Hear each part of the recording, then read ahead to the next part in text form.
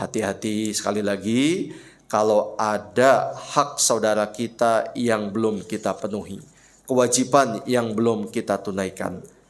Hutang misalnya jamaah sekalian, bayar.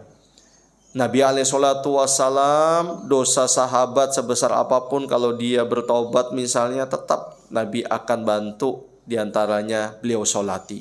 Hanya satu yang tidak beliau lakukan, yaitu hutang. Beliau tidak mau mensolati jamaah sekalian, karena bukan perkara remeh, masalah besar jamaah sekalian. Tidak cukup hutang itu lunas hanya dengan ucapan afwan akhi, maaf akhi. Kita nggak butuh afwan jamaah sekalian, kita butuh uang kita. Ya kita afwanin, kita maafkan, tapi ya bayar. Ini sudah nggak ada salam, nggak ada kalam, nggak ada berita.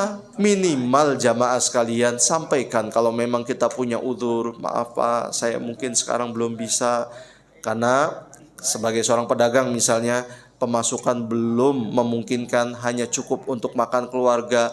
Meskipun yang punya uang agak sedikit geregetan, tapi paling tidak ya sudahlah, orang ini punya itikat baik, mau menjelaskan. Ini nggak ada, ketika ditagih lebih galak daripada harimau atau singa. Pada saat mau minjem, seakan-akan dia orang yang paling merana di muka bumi ini.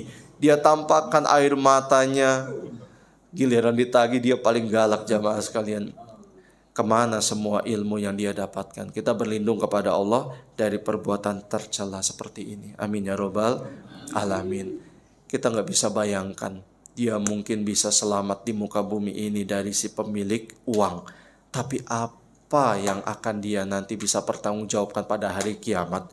Udah nggak mungkin lagi dia bisa menghindar. Di muka bumi ini mungkin dia bisa pindah dari Jatimulya ke Pondok Timur misalnya.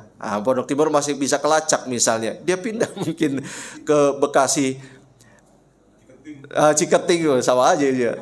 Atau mungkin ke Jakarta atau pindah luar negeri. Di hari kiamat nggak bisa jamaah sekalian. Akan tetap dipertemukan oleh Allah Subhanahu Wa Taala. 2 kali hisab nanti pada hari kiamat. Di mahsyar, tempat berkumpul. Di situ orang muslim, orang kafir. Kemudian yang kedua dan terakhir adalah di tempat sebelum masuk surga yang namanya Al-Qantoroh.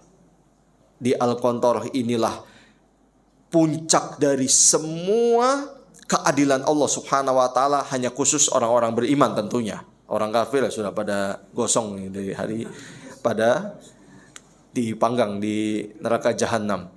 Ada orang yang mau masuk surga dicegah karena kezoliman yang dia lakukan.